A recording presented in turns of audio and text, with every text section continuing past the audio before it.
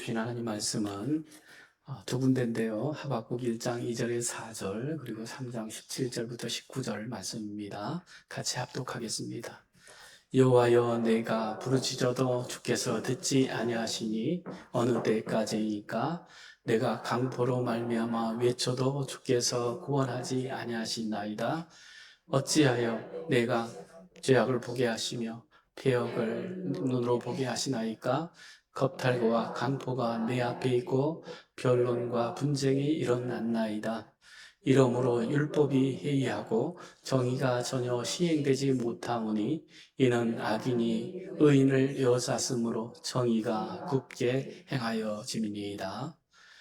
비록 무화과 나무에 성하지 못하며 포도나무에 열매가 없으며 감람나무에 소출이 없으며 밭에 먹을 것이 없으며 우리의 양이 없으며 외양간에 소가 없을지라도 나는 여호와로 말미암아 즐거워하며 나의 구원의 하나님으로 말미암아 기뻐하리로다.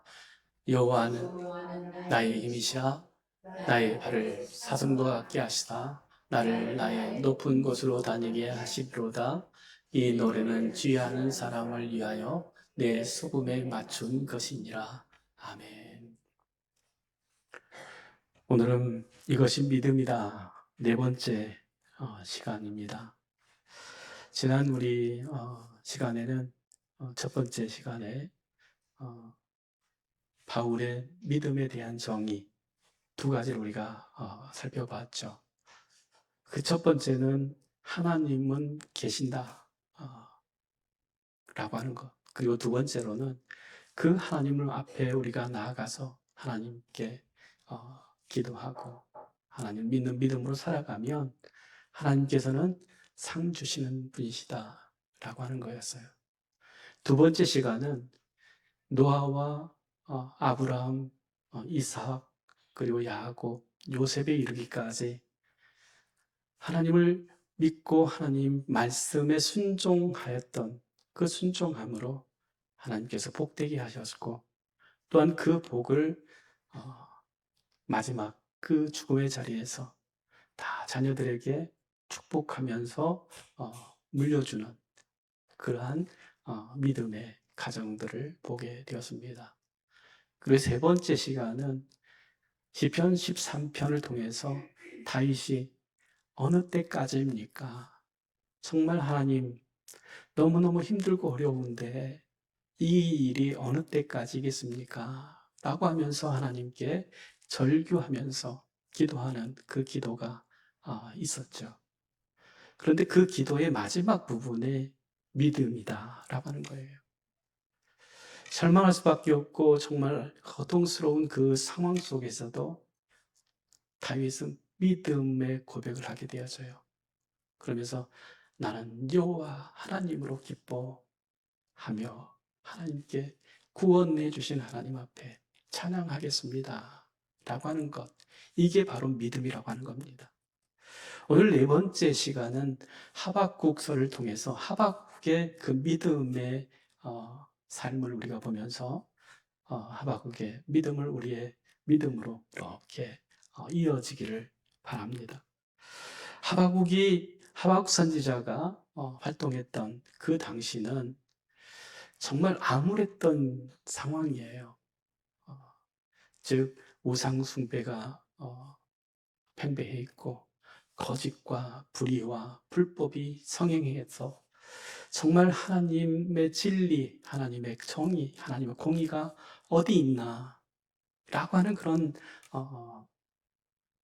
마음을 가질 수밖에 없는 그러한 시기가 되었을 뿐만 아니라 바벨론이라고 하는 그 강대국에 의해서 이 유다가 패망하게 되어지는 그러한 일들을 겪게 되어집니다.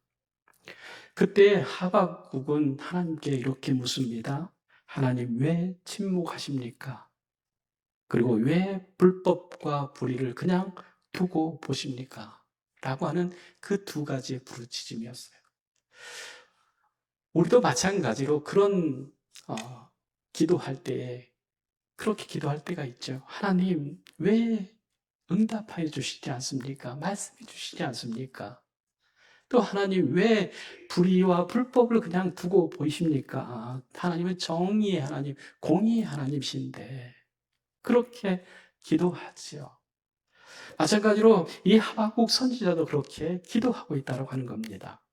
그런데 마지막에 보면은 나는 하나님으로 인해서 여호와 하나님으로 인해서 기뻐하리로다. 이렇게 고백하게 되어지는 거예요. 바로 이게 믿음이라고 하는 것입니다. 정말 상황이 힘들고 어려운 그런 상황 속에서도 그 상황들을 이겨낼 수 있는, 극복할 수 있는 것은 하나님의 약속, 하나님의 그 함께 하심을 믿고 기대하는 것, 기다리는 것이 바로 믿음이다라고 하는 것입니다. 그래서 하박국 1장 2절 말씀 같이 한번 읽겠습니다.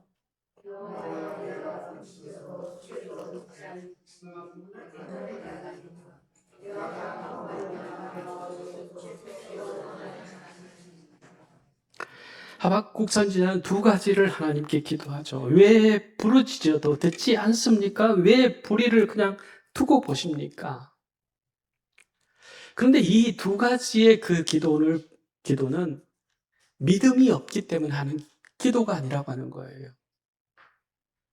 즉, 우리가 보면 하나님을 믿는 믿음이 있기 때문에 하나님 앞에 기도하죠. 이 하박국 선지자도 뭐냐면 믿음이 없다고 그러면 하나님께 부르짖고 하나님 왜 침묵하십니까? 하나님 왜 이 불의를, 이 불법을 그냥 두고 보십니까? 이렇게 하지 않겠죠. 그런데 하나님을 믿는 믿음이 있기 때문에 하나님 앞에 그렇게 기도하고 있다고 하는 겁니다. 하나님은 반드시 응답하시는 분이시다라고 하는 믿음이 있기 때문에 그렇게 부르짖어 기도하고 있다고 하는 거예요. 그래서 하박국의 그 1장에 3장까지 보면은 먼저 하박국의 그 하나님께 드리는 호소, 즉 부르짖음의 기도가 있다고 하는 거예요. 그리고 그 다음에 바로 하나님의 응답이 있어요. 또 2장에도 마찬가지로 그렇게 하나님 앞에 호소하고 또 하나님은 응답하시고 그 하나님을 통해서 이 하박국이 나는 없을지라도 무화과 나무에 그 열매가 없고 포도나무에 그 포도가 없고 우리의 양이 없고 외양간에 송아지가 없더라도 나는 여호와로 인하여 여호와 하나님으로 인하여 기뻐합니다. 그렇게 고백하고 있는 것을 보게 되어집니다.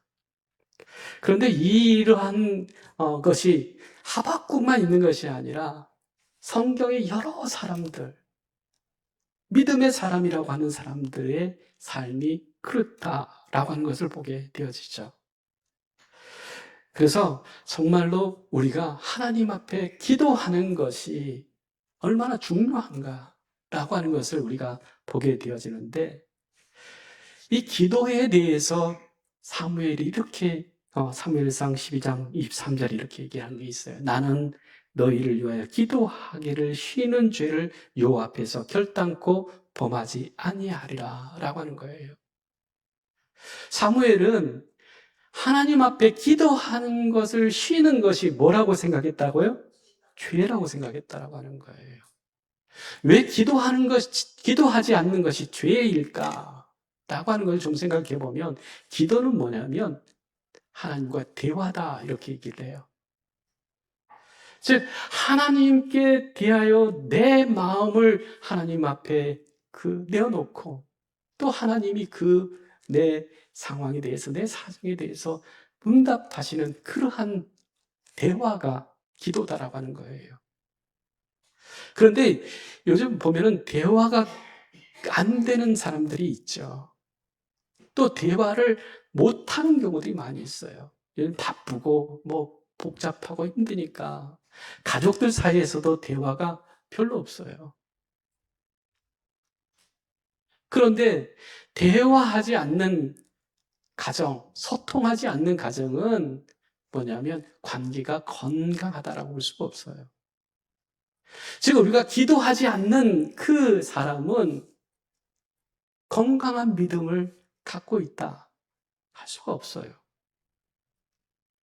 왜냐하면 기도를 통해서 서로 마음을 나누고 소통하는 것, 대화하는 것이 중요하죠. 하나님과 제일 친한 사람이 누구겠습니까? 그러면 기도하는 사람이에요. 여러분 가장 친한 사람이 누구냐 하면 계속해서 얘기하는 사람이 가장 친한 사람이에요. 이재명 대통령님하고 가장 친한 사람이 누구겠어요? 돈 많은 사람 아니에요. 가장 친한 사람은 계속해서 마음을 나누는 사람, 대화하는 사람이 제일 친한 사람이에요. 우리의 관계가 대화를 통해서 서로를 알아가고 또한 이해하고 또한 소통할 수 있다고 하는 거죠. 그래서 기도는 대화다. 하나님과의 대화다. 그리고 하나님과의 그 호흡이다. 이렇게 얘기를 하죠. 그래서 기도는 하나님과의 관계를 얘기하고 있습니다. 기도하느냐, 또 기도를 얼마만큼 하느냐 라고 하는 것은 하나님과의 깊은 친밀함이 있는가 라고 하는 것을 우리가 생각해 봐야 한다고 하는 거예요. 두 번째는 기도는 뭐냐면 하나님께 대한 신뢰, 믿음이 되어진다고 하는 거예요. 즉 하나님께 기도한다라고 하는 것은 하나님께 기도하면 하나님께서는 분명히 응답하신다라고 하는 그 믿음을 갖고 있기 때문에 하나님 앞에 기도하는 거죠. 세 번째로는 기도는 영적 전쟁에서 우리가 사용할 수 있는 유일한 무기라고 하는 거예요. 예수님께서도 제자들이 예수님 왜 우리는 귀신을 쫓아내지 못했습니까? 그러니까는 예수님이 뭐라고 그랬습니까? 기도 외에는 이런 유가 나갈 수 없다. 기도가 답이라고 하는 거예요. 기도가 귀신을 쫓아내고 기도가 질병을 치료하는 열쇠다라고 하는 거죠. 그러한 것을 쉰다라고 하는 것은 얼마나 큰 죄인가라고 하는 것을 사무엘은 알았다라고 하는 거죠. 여러분 기도 많이 하십니까? 기도는 하나님과 대화하다니까요. 늘 하나님께 묻고 그 하나님의 그 응답을 말씀을 듣고 그 말씀대로 살아가는 것이 신앙의 믿음이에요. 기도해야 되는 거죠. 그래서 기도가 중요하다라고 하는 것들을 우리가 생각을 하면은 이 하박국 선지자가 하나님 침묵하십니까? 왜 하나님 이 불의를 그냥 두고 보십니까? 그러면서도 뭐냐면 하나님께 지금 뭐 하고 있는 거예요? 기도하는 거예요. 부르짖어 기도하는 거예요. 그것이 바로 믿음이라고 하는 것입니다. 그런데 우리가 에레미야 선지자의 그 고백을 우리가 보면요. 에레미야 20장 7절 말씀입니다. 같이 읽겠습니다. 여호와여 주께서 나를 권유하심으로 내가 그 권유를 받아 싸우며 주께서 나보다 강하사 이기셨으므로 내가 조롱거리가 되니 사람마다 종일토록 나를 조롱하나이다 라고 하는 거예요. 이 말을 뭐냐면 에레미야가 하나님께서 불러서 내가 너와 함께 하겠다, 너를 구원해 주겠다라고 하는 그 말씀을 듣고 에레미야는 선지자가 됐어요. 즉 자기가 원한 게 아니에요. 그냥 하나님께서 내가 너를 불러서 쓰겠다, 너와 함께 해주겠다, 너를 지켜주겠다라고 하는 그 말씀을 듣고 끌려 나온 거예요. 그러니까는 하나님이 이겨서 내가 하나님 종 됐지 않습니까? 선지자 됐지 않습니까? 라고 하는 거예요. 그런데 하나님께서 선지자로 세워놓고 지금 어떤 일을 당하게 하냐면 하나님의 말씀을 전한다라고 하는 그 이유 때문에 끌려가서 매 맞고 감옥에 갇혔는데 그 목에다가 이 착고를 채웠다라고 하는 거예요. 이 손에만 채우는 것이 아니라 목에다 이렇게 그 옛날 나무로 만든 그 틀 있지 않습니까? 홀딱 씹어 놓으니까는 얼마나 수치스럽겠어요. 얼마나 고통스럽겠어요. 그러니까는 에레미야 선지자가 하나님이 불러놓고 하나님께서 책임져 주신다고 해놓고 하나님이 이렇게 조롱거리가 되고 이 비방거리가 되어서 이렇게 사는 것이 맞습니까? 이렇게 하나님께 하소연하게 되어지는 거죠. 그런데 에레미야도 나중에 뭐라고 그러냐면 하나님께서 나도 구원해 주시고 이 백성도 구원해 주실 것을 믿고 하나님 감사합니다. 찬양합니다. 이렇게 바뀌어져 버려요. 결국은 뭐냐? 믿음은 내가 정말 힘들고 어려운 그런 상황 속에서도 하나님을 신뢰하는 것이 바로 믿음이다라고 하는 거예요. 그럼 여러분 믿음이 있습니까? 내가 힘들다고 어렵다고 하나님 어디 있냐고 그리고 하나님을 오히려 비방하고 돌아서는 사람들, 그 사람들이 믿음의 사람이라고 할 수 없죠. 제가 완도에 있을 때에 어떤 일이 있었냐면 장로님이셔요. 근데 너무너무 건강하셔요. 은퇴하셨는데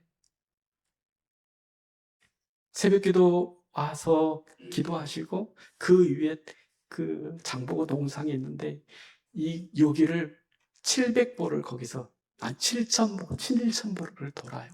새벽기도 하고 바로 올라가서 7,000보를 하고 내려가서 식사하시고 생활하시면서 이제 한 3,000보를 이렇게 매일 걸으신 분이에요. 그런데 어느 날 토요일 저녁에 전화 왔어요. 목사님, 아무래도 좀 오셔서 기도 좀 해주셔야 될 것 같아요. 그래서 갔어요. 가보니까 계속 배가 아프다는 거예요. 배가 막 이렇게 뭐가 찬 것처럼 이렇게 불러오면서 뭘 먹을 수가 없다는 거예요. 기도해달라는 거예요. 그래서 제가 기도하겠습니다. 라고 하면서 기도하고 난 다음에 내가 간 다음에도 1시간 후에도 계속 통증이 있으면 병원에 가시라. 그리고는 왔어요. 근데 한 시간 후에 그 응급실에서 전화 왔어요. 목사님, 아무리 안 돼서 병원 왔어요. 병원 왔더니 큰 병으로 가라고 하네요. 그러는 거예요. 그래서 밤 12시가 다 돼가는 시간에 그 병원에 가서 이제 기도해드리고 가시는 거 보고 그러고 왔어요.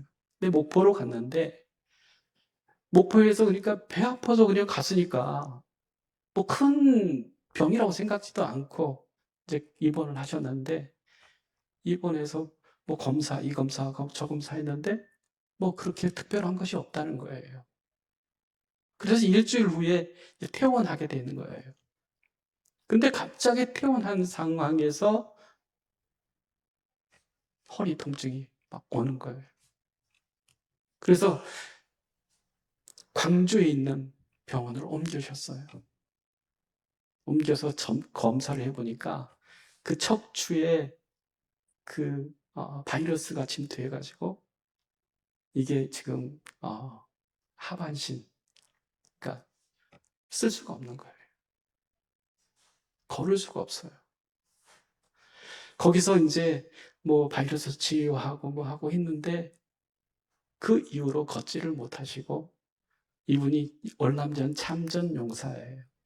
그래가지고 보훈병원으로 가서 거기서 이제 치료를 받으시는데 제가 이제 서울로 올라올 때쯤 돼가지고 가서 인사를 드렸어요. 장모님 올라가게 됐습니다. 그랬더니 목사님 기도하겠습니다. 그러시더라고요. 근데 한번 생각해 보세요. 멀쩡하게 걷던 사람이 일주일 만에 걸을 수가 없는 사람이 됐어요. 그러면 어떻게 할 것 같아요? 하나님, 정말 하나님 살아계십니까? 그러지 않겠어요? 내가 하나님 앞에 어떻게 정말 했는데 교회를 위해서 또 교육자를 위해서 정말 애쓰며 힘쓰면서 그렇게 살았는데 이 꼴이 뭡니까? 그러실 거 아니에요. 그런데 저는 의외의 고백을 드렸어요. 그래도 하나님 감사해야죠. 걷지 못한다니까요. 휠체어 타고 내려오셨는데. 하나님 감사합니다. 저는 그분의 믿음이 진짜 믿음인 것 같아요. 내가 멀쩡히 걸을 수 없는 그런 상황 속에서도 하나님으로 인해서 감사할 수 있는 그 마음이야말로 진짜 믿음이 아니겠어요. 뭐가 잘 돼서 또 뭐 자녀들 좋은 대학 가서 또 좋은 직장에 가서 감사하는 것, 그것도 귀한 거죠. 그렇지만 정말로 내 모든 것이 다 없어진 그런 상황 속에서도 하나님께 감사할 수 있는 그 마음이, 그 믿음이 진짜이지 않는가라고 하는 거예요. 여러분, 정말로 우리가 그런 믿음의 소유자들이 되어질 수 있기를 원합니다. 에레미야도 사람들이 조롱하고 비웃고 때리고 감옥에 가둬버리고 그런 상황 속에서도 하나님 왜 그러세요? 라고 하면서도 나중에 그래도 믿음의 사람, 믿음으로 사는 사람 돼야지. 하나님께서 바꿔주시길, 하나님께서 회복시켜 주시길 믿는 그것이 바로 믿음이라고 하는 것입니다. 그렇게 안 하실지라도 나는 하나님을 신뢰합니다. 믿습니다라고 하는 것. 그것이 진짜 믿음이고 또한 그 믿음으로 우리가 살아가야 될 줄로 믿습니다. 그런 맥락에서 보면 하박국 선지자가 하나님 어째서 이렇습니까? 라고 한 다음에 하박국 2장의 1절, 2절 이렇게 고백합니다. 같이 한번 읽겠습니다. 내가 내 파수하는 곳에서 성류에 서리라. 그가 내게 무엇이라 말씀하시는지 기다리고 바라보며 나의 질문에 대하여 어떻게 대답하실지 보리라 하였더니 여호와께서 내게 대답하여 이르시되 너는 이 묵시를 기록하여 판에 맹독히 기록하되 달려가면서도 읽을 수 있게 하라라고 하는 거예요. 그러니까 하나님 앞에 기도하잖아요.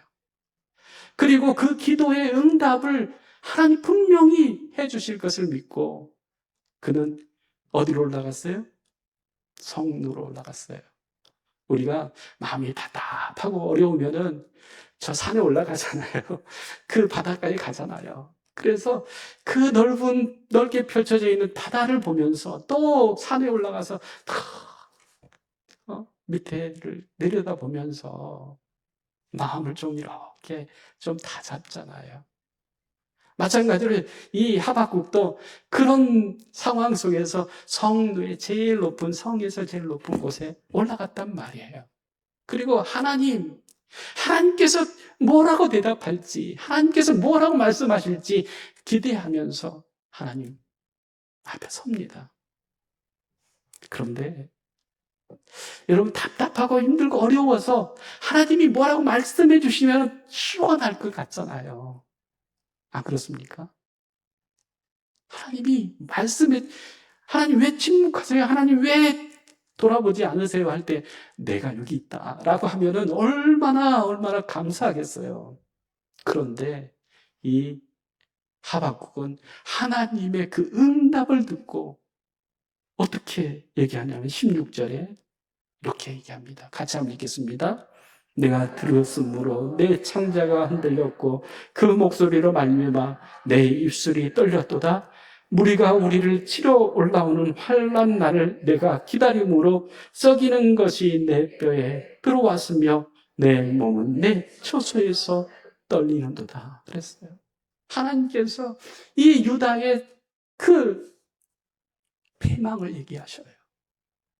바벨론을 인해서 이 유다가 완전히 멸망할 것이다 라고 하는 그 얘기를 들었단 말이에요. 하나님의 심판을 들었어요. 그 하나님의 심판을 듣고 이 하박국이 뭐라고 그러냐면 내 창자가 흔들렸다라고 하는 거예요. 그리고 내 입술이 떨렸습니다. 떨립니다. 여러분, 하나님의 심판에 대한 경고가 정말 우리가 감당할 수 있는 그러한 정도가 아니라고 하는 거죠. 그래서 하박국은 내가 정말 창자가 떨리는 것 같고 입술이 떨리는 그런 상황 속에서 앞에 있을 일들을 생각하니까는 내 뼈가 어떻게 해요? 썩는 것 같습니다. 내 몸은 그 집에 앉아 있어도 떨립니다. 이렇게 얘기를 한단 말이에요. 여러분, 하나님의 음성을 듣고 싶으세요? 아니, 안 듣고 싶으세요? 그런데요, 그게 심판이든지 저주이든지 하나님의 음성을 들으면요, 회복되어지는 거예요. 우리가 무슨 말을 들을 때 우리가 선택해야 되는 것이 있죠. 살 길을 선택할 것이냐, 죽을 길을 선택할 거냐, 두 갈래 길은 언제나 있어요. 하나님의 심판에 대한 경고도 마찬가지예요. 하나님께서는 그 심판을 통해서 살 사람들을 살리는 그러한 역사를 만드셔요. 그래서 심판이 어떤 사람에게는 구원이 되어지는 거예요. 그래서 정말로 떨리고 정말 흔들리고 어려운 그런 상황들이 우리에게 있다 할지라도 하나님의 음성은 들려줘야 돼요. 그 음성을 들을 때에 우리가 정말로 하박국의 그 고백이 17절, 18절이 되어지는데 심판에 대한 그 경고를 들은 그리고 흔들리는 그런 상황 속에서 이렇게 고백합니다. 17절, 18절입니다. 비록 무화과 나무가 무성하지 못하며 포도나무에 열매가 없으며 감람나무에 소출이 없으며 밭에 먹을 것이 없으며 우리의 양이 없으며 유황가에 소가 없을지라도 나는 여호와로 말미암아 즐거워하며 나의 구원의 하나님으로 말미암아 기뻐하리로다. 그 하나님의 심판으로 모든 것을 다 잃어버린다고 하더라도 하나님, 나는 하나님만으로 기뻐하고 즐거워합니다. 그것이 믿음이라고 하는 거예요. 우리 모두는 그런 경험들이 있지 않습니까? 정말로 힘들고 어려운데 정말 하나님의 음성이 들려질 때에 회복되어지는 거예요. 상황은 여전히 똑같아요. 그러나 하나님의 말씀이 들려지니까 그 말씀으로 회복되어지고 그 말씀으로 살아가게 되어지는 것이 바로 믿음의 사람들이에요. 그래서 하박국 2장 4절에 이렇게 얘기합니다. 같이 읽겠습니다. 그 속에 정직하지 못하나 의인은 그의 믿음으로 말미암아 살리라 라고 하는 거예요. 상황은 여전히 변함이 없지만 그러나 의인은 하나님의 사람, 믿음의 사람들은 어떻게 산다고요? 믿음으로 삽니다 라고 하는 거예요. 오늘 맥주 감사 주일입니다. 우리 생각할 때 내가 감사하고 싶어도 하나님 앞에 감사할 게 없어요. 드리고 싶어도 드릴 수 있는 게 없어요. 그렇게 생각하시는 분들이 있어요. 그런데 하나님께서 기뻐하시는 것은 그러한 제사나 제물이 아니라 우리의 믿음이라고 하는 거예요. 의인으로서 하나님을 믿는 믿음의 사람으로서 믿음의 삶이 우리에게 있을 때에 하나님께서는 기뻐하시는 거예요. 우리 목양의 모든 가족들은 없을지라도 누구로 인해서요? 여호와 하나님으로 인하여 나는 기뻐합니다. 이게 믿음인 줄로 믿습니다. 기도하겠습니다. 사랑하는 하나님 참 감사합니다. 있을 때 감사하고 없을 때 불평하는 것이 아니라 있을 때에도 없을 때에도 하나님께 감사하며 하나님 앞에 하나님으로 인하여 기뻐하는 것이 믿음인 것을 우리가 발견하고 그 귀한 믿음으로 살아가는 우리 목양의 모든 가족들 되게 하여 주시옵소서. 예수님의 이름으로 기도리옵나이다. 아멘.